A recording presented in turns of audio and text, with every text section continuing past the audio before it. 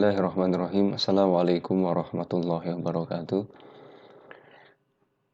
Hari ini kita akan membahas tentang hadis sahih secara ringkas. Setelah yang lalu kita membahas hadis berdasarkan jumlah rawi. Ada hadis mutawatir yang diriwayatkan oleh banyak sekali rawi, sehingga hadis tersebut mustahil untuk disepakati dipalsukan, saking banyaknya periwayatnya. Kemudian ada juga hadis ahad yang jumlahnya tidak mencapai rawi yang meriwayatkan dalam hadis mutawatir. Nah, hadis ahad ini nanti akan terbagi menjadi beberapa klasifikasi hadis. Yang pertama adalah sahih, kemudian kita kenal yang kedua hasan, yang ketiga dhaif.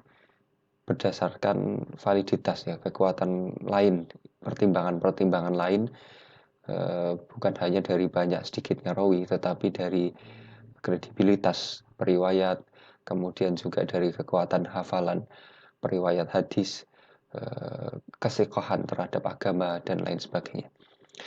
Dan kita melihat di sini hadis sahih, pengertiannya as-sahihu lughatan. Sahih secara bahasa adalah al-bari'u minal aibi wal illati.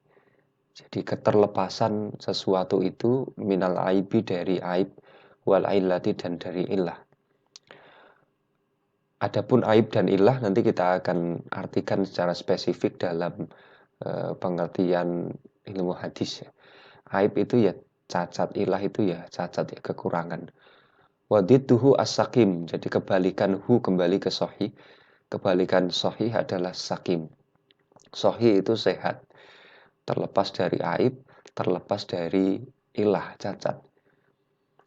Kebalikan dari sahih adalah sakim, sakit. Ini secara bahasa. Jadi hadis sahih adalah hadis yang sehat. Secara bahasa, lawannya adalah hadis yang sakit, hadis yang cacat. Wal hadisus sahihu istilahan, adapun hadis sahih secara istilah, matta solasana duhu binaklil adli dhabiti an mislihi ila muntahas sanad wa khala minas sududi walailah. Kita lihat pengertiannya secara istilah. Tentu di sini yang dimaksud istilah adalah istilah para ahli hadis, ulama-ulama dalam bidang hadis. Mata solasana duhu, hadis sahih adalah hadis yang sanadnya ittisal, bersambung, tersambung terus-menerus, binaklil adl, dengan transmisi adl, orang yang punya kredibilitas, wadhabit, orang yang kuat hafalannya, kuat kedisiplinannya, anmislihi, dari semisalnya, artinya diambil dari orang yang adil, orang yang dhabit. Dari orang yang adil dhabit itu diambil juga dari orang yang adil dan orang yang dhabit juga. Jadi tobaqot pertama itu adil dhabit, tobaqot kedua adil dhabit juga. Ila muntahas sanad, sampai ke akhir sanad. Wa khala minas syududi wal illat, dan terlepas dari syudud wal illat. Nanti kita bahas maksudnya syudud dan illat itu apa. Nah, di sini kalau kita pecah-pecah ya, jadi pengertian hadis sahih itu terdiri dari dua. Setidaknya ada dua komponen yang membangun hadis sahih. Yang pertama, syaratnya ketika dia sahih adalah ittisalus sanad. Sanadnya bersambung. Nyambung terus-menerus sanadnya. Jadi tidak boleh putus dalam sanad. Jadi sanad itu harus bersambung dari rawi sampai ke Rasul Shallallahu Alaihi Wasallam. Nah, metode ketersambungannya nanti macam-macam. Ada yang mensyaratkan rawi itu mengambil dari rawi yang lain harus bertemu tatap muka. Guru murid itu ya, ataupun rawi dari rawi yang lain harus bersambung dengan bertemu. Sebagaimana yang disyaratkan oleh Imam Bukhari. Ada juga yang menekankan tidak harus bertemu, tetapi minimal sezaman. Jadi kalau kita zaman ini meriwayatkan hadis yang sezaman orangnya dengan kita, tidak harus bertemu, tetapi titik tekannya dalam sezaman. Kezamanan itu bisa menggantikan pertemuan. Misalkan yang ditekankan oleh Imam Muslim. Tetapi ada juga ulama yang tidak menekankan pertemuan dan kezamanan. Misalkan Khatib Al-Baghdadi dalam kitab beliau tidak menekankan harus bertemu, tidak menekankan harus sezaman, tetapi beliau lebih menekankan kepada kualitas rawi, kualitas periwayat, siapa yang membawa hadis itu. Yang ditekankan adalah kesikohan rawi. Jadi kepercayaan di dalam diri rawi itu. Karena sikoh ini dapat menggantikan pertemuan dan kezamanan menurut Khatib Al-Baghdadi. Khatib Al-Baghdadi ini ulama yang sangat produktif menulis ya. Beliau punya berbagai macam kitab, termasuk juga kitab hadis, kitab fikih, beliau fuqaha juga, termasuk fuqaha, kitab tarikh beliau juga punya. Nah itu, yang pertama ittisal sanad, jadi sanadnya bersambung dari awal matan, kemudian nyambung ke sanad pertama, kedua, ketiga, keempat, dan seterusnya. Menjalar, jadi tidak ada satu sanad yang terlepas, maka dia bisa dikatakan sahih. Binaklil adl, dengan yang membawa riwayat itu, transmisinya itu dibawa oleh orang yang adil. Orang yang adil ini adalah orang yang memiliki kredibilitas, ya. Kredibilitas. Bukan cuma adil maksudnya adalah dia pandai membagi sesuatu menjadi dua, tidak. Tetapi adil di sini maksudnya adalah punya kredibilitas. Nah, yang dimaksud dengan adil adalah periwayat itu konsisten dalam beragama. Jadi menjauhi segala yang Allah larang, melaksanakan segala yang Allah perintahkan, menjauhi dosa-dosa, ya kan? Dosa-dosa kecil maupun dosa-dosa besar. Ini penting ya. Jadi orang yang adil di dalam periwayatan hadis bukan hanya menjauhi dosa besar, tetapi juga dia menjauhi dosa-dosa kecil juga, gitu. Kemudian dia tidak melakukan hal-hal yang berbau bid'ah, merusak syariat gitu kan. Kemudian tidak melakukan apalagi syirik. Maka adil ini adalah orang yang memiliki kredibilitas dalam agama. Dia juga terbebas dari dosa-dosa yang dilakukan oleh 5 panca inderanya ya. Dari mulai melihat, mendengar, membau, meraba, dan seterusnya. Hingga 5 itu dia hindarkan semuanya. Itu yang dimaksud dengan rawi adil. Jadi kalau kita membaca mustalahul hadis kemudian ada istilah adil di dalam rawi, maksudnya adil di sini bukan adil dalam menimbang, tapi orang yang memiliki kredibilitas yang sangat kokoh, konsisten, sikoh dalam beragama itu tadi. Kemudian sifat rawi yang kedua yang harusnya dimiliki oleh seorang rawi dalam hadis sahih adalah al-dhabit. Dhabit itu orangnya tidak lalai. Nah, ini pengertiannya kita skip saja, kita langsung ke rinci ya. Ini saya sudah tuliskan di sini. Nah, ini rawi adil ini di atas sudah ada wa huwal muslim baligh aqil mustaqim fi dinihi wa muru'atihi. Dia adalah seorang muslim yang balik, yang akil, muslim yang sudah balik, yang akil, yang bisa membedakan ya, mumayyiz ya, dia punya kemampuan rasional, punya kemampuan melogika.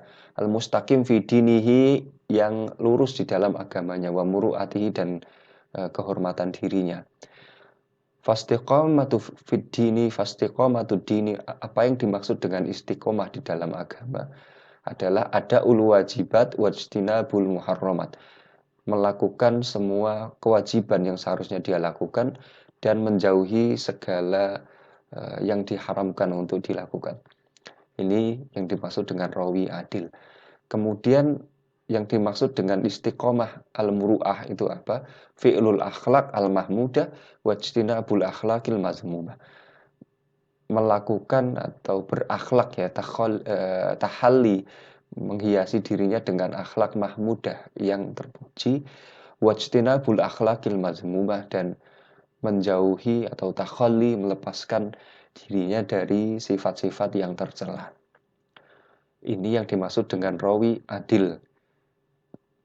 Dia harus muslim. Kalau dia kafir, dia tidak masuk ke sini. Berbeda dengan hadis mutawatir ya. Kalau hadis mutawatir orang saking banyaknya, jadi para ulama mengatakan kadang mereka tercampur antara muslim dan kafir, baik itu kafir harbi maupun kafir zimmi ya, campur-campur di sana. Tapi saking banyaknya orang itu sehingga mereka mustahil untuk berdusta. Tetapi berbeda dalam hadis sahih karena dia ahad ya. Karena dia ahad, maka muslim itu sebuah syarat mutlak yang harus ada di dalam hadis sahih. Balik, nggak boleh anak kecil. Dia harus sudah balik. Berbeda dengan hadis mutawatir, anak kecil juga boleh meriwayatkan di situ. Akil mustaqim fidinihi wa muru'atihi. Nah, di sini dirinci istiqomah fidin sudah ada, istiqomah fil muru'ah sekarang. Ini juga sudah ada. Jadi istiqomah di sini dibedakan menjadi dua, istiqomah di dalam agama, istiqomah di dalam kehormatan diri. Kemudian selanjutnya, wadhabat dan rawi yang dhabat itu rawi yang apa? Ayakunar rawi mutayaqqidhan ghairu mughafalin. Hendaknya seorang periwayat itu, seorang rawi mutayaqqidhan, dia sigap ya, siaga. Ghairu mughafalin, bukan orang yang lalai. Maksudnya lalai gimana? Yes, kalau kita naruh kunci mobil gitu kan selalu lupa naruhnya di mana. Ya, tidak sesuai dengan tempatnya. Kita naruh kitabnya tidak kita taruh sebagaimana tempatnya. Kita punya rak buku, jejeran yang paling atas itu kitab hadis misalkan, yang bawahnya kitab tafsir, bawahnya kitab fikih. Nah, kita menaruh kitab fikih itu di kitab hadis, di rak hadis itu masuk dalam mughafal, kita lalai, kita tidak disiplin diri. Hafidon, jadi dia seorang hafid, orang yang hafal hadis, in haddasa min hifdihi.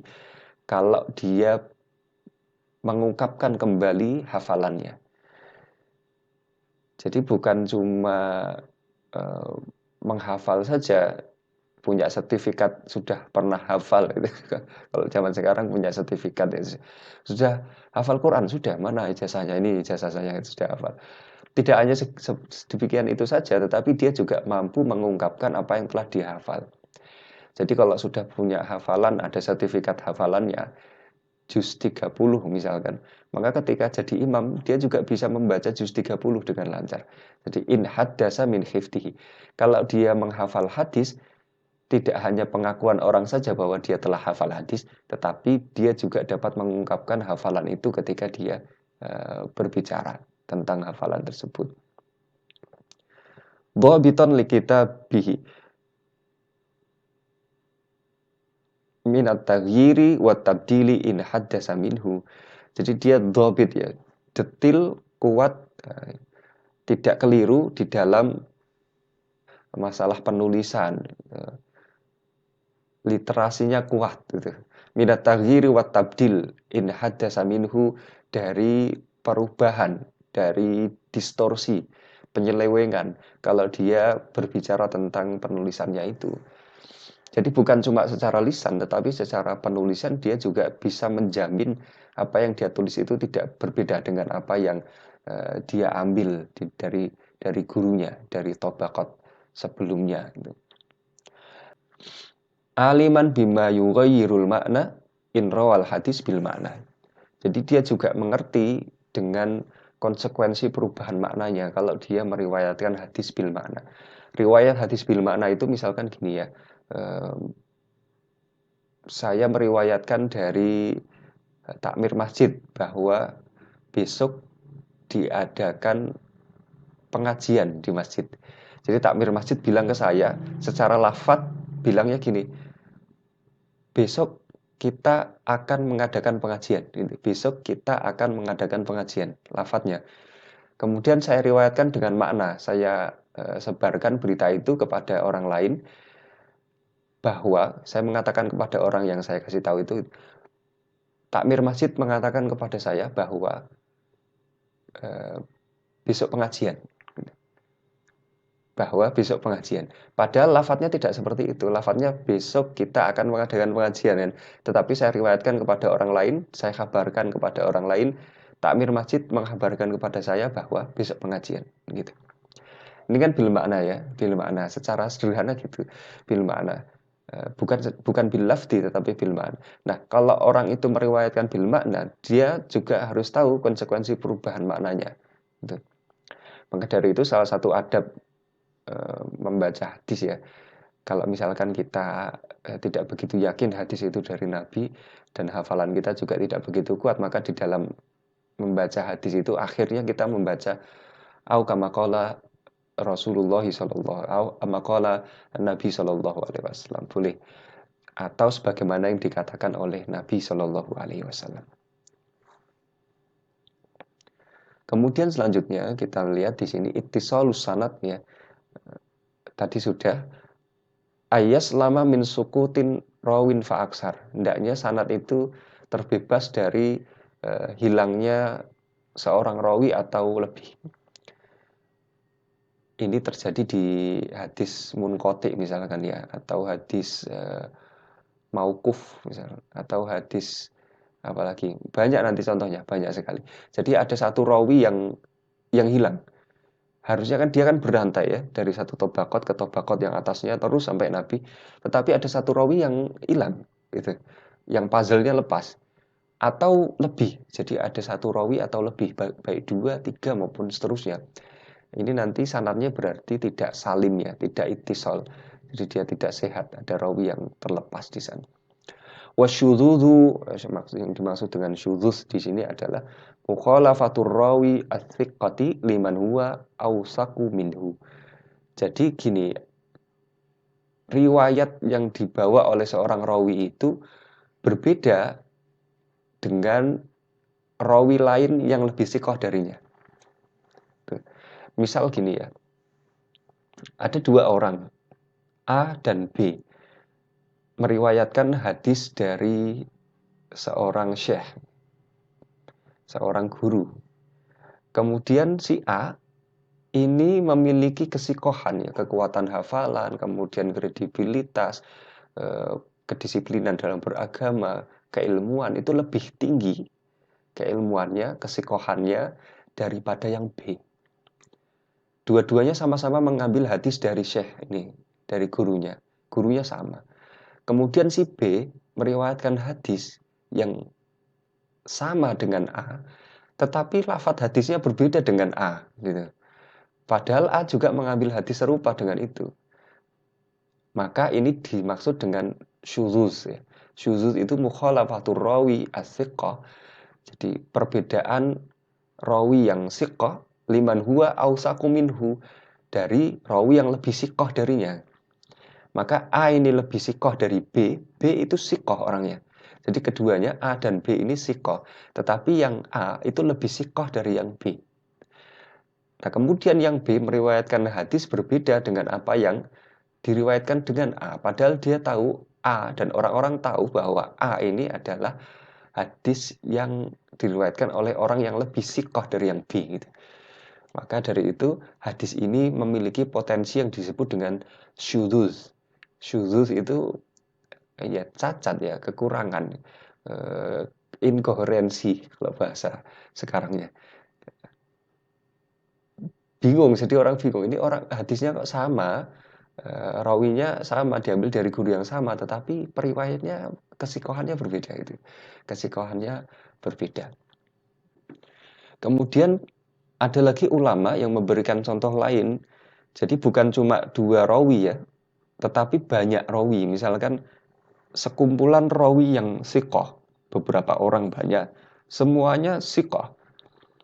Sikohnya sama, tidak ada yang lebih sikoh dari yang lain. Semuanya dipandang oleh para ulama hadis sama sikohnya. Misalkan sahabat Nabi ya, misalkan sahabat Nabi itu kan semua sikoh semua ya, semua adil semua. Kemudian ada salah seorang periwayat dari kumpulan orang yang sikoh semua, yang sikohnya sama itu semua. Ada satu yang nyempal. Dia juga sikoh, sama. Jadi misalkan 10 orang sikoh. Kemudian dari 10 ini ada satu yang sikohnya sama ini, hadisnya beda dengan yang 9. Maka ini juga ada yang dikatakan oleh para ulama, ini hadis ini memiliki potensi syudzuz. Karena dari 10 itu satu meskipun dia sama sikohnya, ini hadisnya berbeda. Mukhalafah dari yang rawi yang aksar yang sama-sama siqah tadi. Maka yang dimaksud dengan syudzuz di sini adalah yang dicontohkan oleh para ulama duanya. Jadi yang pertama adalah mukhalafatur rawi siqah liman huwa asqahu minhu. Kemudian yang kedua kasusnya adalah semuanya siqah banyak, tetapi ada satu yang berbeda dari yang banyak ini. Padahal mereka sama-sama siqah semua. Itu syudzuz. Jadi hadis sahih harus terlepas dari kasus seperti ini ya, dari eh, kepotensi seperti ini, perbedaan seperti ini. Namanya syudzuz. Wal illatu yang dimaksud dengan ilah adalah sababun khafiyun, sebab yang khafi, yang tersembunyi, yakdahu fi sihatil hadis, yang berpotensi untuk mengancam kesohihan ya, validitas sebuah hadis. Seperti apa? Karof hadisin ila nabi, seperti merofakkan hadis. Merofa itu mengangkat hadis, menyandarkan hadis ila nabi kepada nabi alaihi salatu wassalam wa huwa mauqufun ala sahabi. Ya. Hadisnya tapi mauquf sahabi. Mauquf sahabi itu misal gini ya. Jadi nabi, kemudian sahabat, kemudian tabi'in. Jadi dari bawah, dari tabi'in meriwayatkan dari tabi'in langsung ke nabi. Tabi'in langsung ke nabi. Maka dia mauquf ya. Hadis ini mauquf. Mauquf generasi ya. Hilang generasinya, generasi sahabatnya hilang. Gitu. Nggak ada sahabat yang meriwayatkan itu. Ini sama dengan ittisalus sanad tadi loh. Hampir sama dengan itu. Jadi mauquf sahabi itu sahabat, generasi sahabat tidak disebutkan di dalam mata rantai hadis itu, tahu-tahu langsung marfu, langsung terangkat ke nabi dari tabi'in. Ini yang dimaksud dengan mauquf. Au annar rawiya, atau rawinya mubtadi', orang yang ahlul bid'ah, suka membuat perkara di dalam agama yang memang tujuan perkara itu untuk at-ta'nu fiddin, menciderai agama, bukan hanya sekedar yang lain-lain, tidak, tetapi memang maksudnya untuk menciderai agama. Itu yang dimaksud dengan bid'ah oleh Imam Syatibi dalam kitabnya Al-I'tisam. Wal hadisul ladzi rawahu yuqawi bid'atahu, dan hadis yang dia riwayatkan itu dia maksudkan untuk menguatkan perkara bid'ahnya tadi.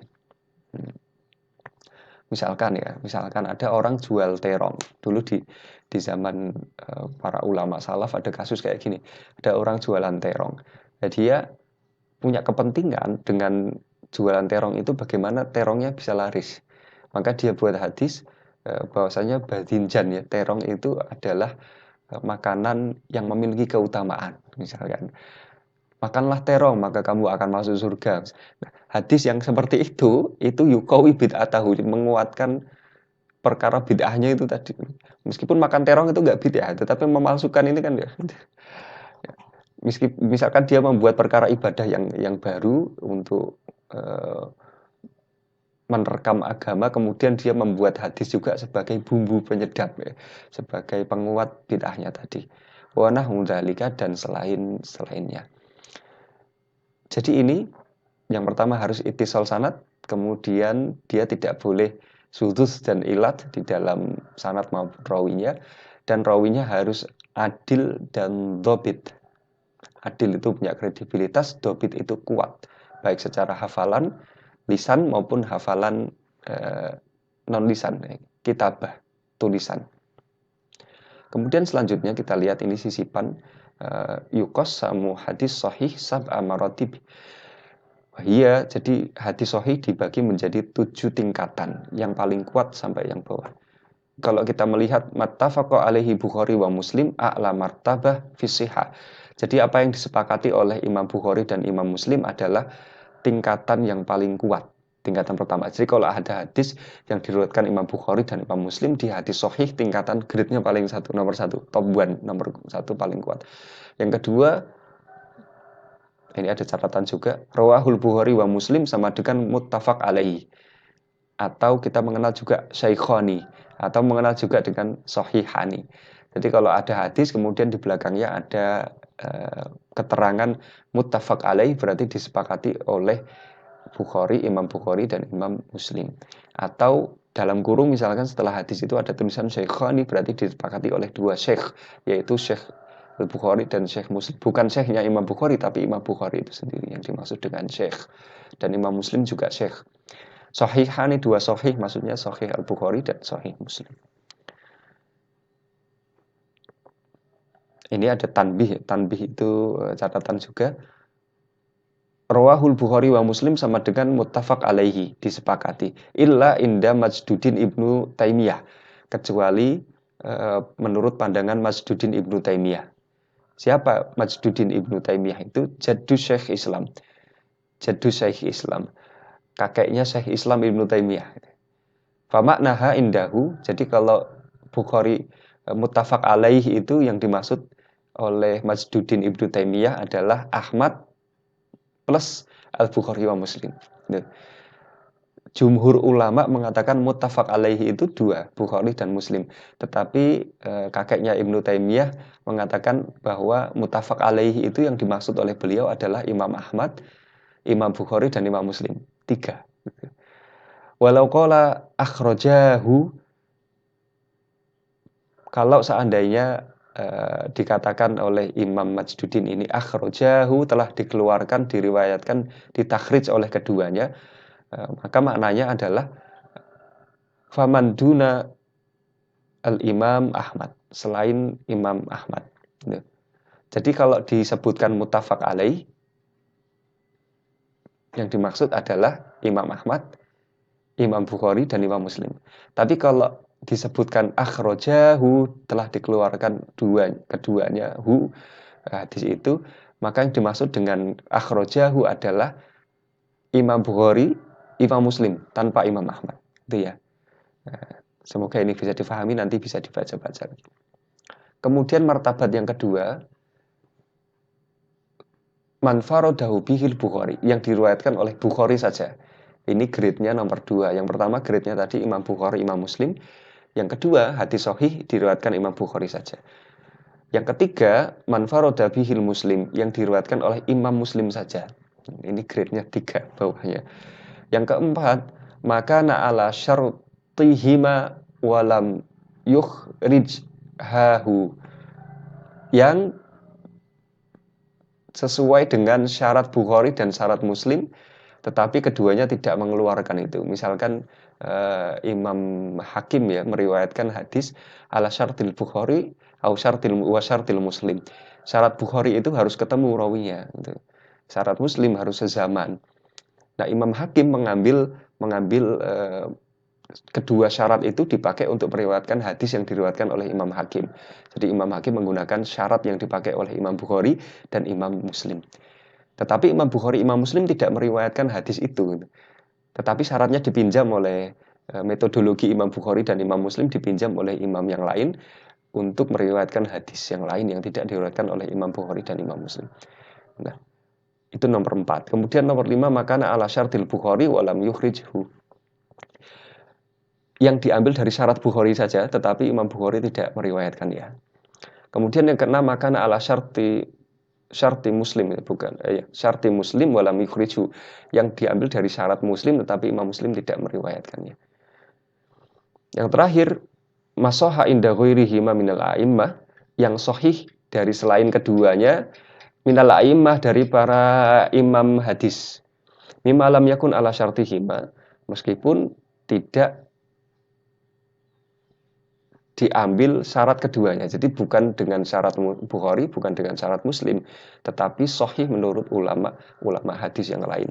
Terutama imam yang memiliki kutubus sittah ya, imam sittah, terutama itu. Meskipun imam lain juga boleh. Kayak Ibnu Huzaimah, sebagaimana Ibnu Huzaimah wa Ibnu Hibban dan Ibnu Hibban. Nah, ini tingkatan-tingkatannya. Kita ambil contoh ya, hadis sahih yang diriwayatkan oleh Imam Bukhari dan Imam Muslim juga.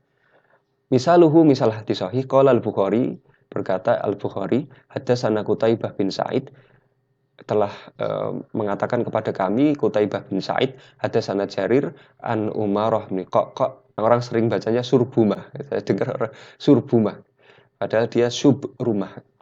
An Abi Zar'ah, An Abi Hurairah radhiyallahu anhu qala ja'a rajulun ila Rasul sallallahu alaihi wasallam faqala ya Rasulullah man ahaqqun nasi bi husni sahabati, siapa orang yang lebih berhak untuk saya berbuat baik kepadanya? Qala ummuka, Rasul bersabda ummuka, ibumu. Summa qala summa man, kemudian berkata laki-laki itu, siapa lagi ya wahai Rasulullah? Qala, beliau bersabda summa ummuka, ibumu. Qala sumaman, kemudian siapa lagi? Qala summa umuka, ibumu. Qala sumaman, kemudian siapa lagi? Qala summa abuka, kemudian ayahmu. Jadi ibunya 3, ayahnya 1. Rawahul Bukhari wa Muslim, diriwayatkan oleh Imam Bukhari dan Muslim, wa hadzal lafdzul Bukhari sanadan wa matnan. Dan ini adalah lafadz yang diriwayatkan oleh Imam Bukhari baik secara sanad maupun secara matan. Catatan kakinya itu ada di Sahih Bukhari, Kitabul Adab, bab man ahaqun nasi bi husni sahabah. Kemudian ada di Sahih Muslim Syarah Nawawi, kitab Al-Bir Wasillah wal Adab, bab birrul walidain wa anu ma ahaqu bihi. Nah, ada di dalam 2 kitab, Sahih Bukhari dan Sahih Muslim. Meskipun hadis ini nanti banyak yang menafsirkan macam-macam ya. Berarti ibunya 3, berarti istrinya 3, ayahnya 1, berarti suami 1, dan lain-lain ya. Nah, kita tidak berbicara tentang tafsirnya, kita berbicara tentang sanad dan matannya ini. Nah, ini contoh hadis sahih yang diriwayatkan oleh Bukhari dan Muslim. Dan terakhir, hukmul amal bil hadis sahih. Hukum beramal dengan landasan hadis sahih. Al-amal bil hadis sahih, wajibun beramal atau melakukan sebuah amal bil hadis sahih dengan landasan hadis sahih, wajibun adalah wajib. Fala yajuzu li muslim tarkal amal bil hadis idza kan sahihan, maka tidak diperbolehkan untuk setiap muslim untuk meninggalkan amal dengan landasan hadis sahih kalau hadis itu sahih. Ini catatan ya, jadi ya memang kalau ada hadis sahih dan itu bisa kita amalkan sesuai prosedur para ulama yang sudah dirumuskan oleh para ulama, ya wajib kita mengamalkannya. Tapi sekali lagi, tidak semua hadis sahih itu langsung bisa diamalkan. Bukan tidak wajib diamalkan ya, tidak semua hadis sahih langsung bisa diamalkan. Karena harus melalui prosedur, melalui para ulama ya. Jadi ada rumusan-rumusan yang tidak boleh kita langgar. Di samping itu juga tidak semua hadis dhaif langsung kita buang. Nah, ada beberapa hadis sahih yang tidak dapat langsung kita amalkan, ada hadis-hadis dhaif yang juga tidak bisa langsung kita buang. Nanti ada prosedur khusus yang telah ditetapkan oleh para ulama untuk berkaitan dengan ini. Tapi kalau cuma kita baca hadis sahih di kitab Bukhari kemudian langsung kita amalkan, wah ini berarti hadisnya sahih, berarti wajib langsung diamalkan. Ini repot nanti, ruwet. Harus melalui prosedur dulu. Jadi bedakan antara kita baca kitab hadis dengan baca kitab fikih. Kitab hadis itu ya apa adanya. Hadis sahih ya ditaruh di dalam kitab sahih. Hadis dhaif ya dikasih label dhaif. Tapi di dalam fikih nanti prosedurnya tidak sama dengan prosedur ketika kita belajar ilmu hadis.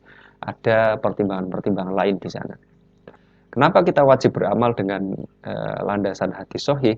Li'annahu dalilun, karena hadis sahih itu dalil min adillati syara', dari dalil-dalil di dalam syariat al-mu'tabarah yang memiliki legalitas inda jamahiril ulama, di kalangan para jumhur ulama. Baik. Jadi ini dipahami, hukum amal dengan landasan hadis sahih adalah wajib, tetapi tidak semua hadis sahih langsung bisa diamalkan. Hati-hati, harus melalui prosedur yang telah ditetapkan oleh para ulama. Demikian, semoga bermanfaat. Assalamualaikum warahmatullahi wabarakatuh.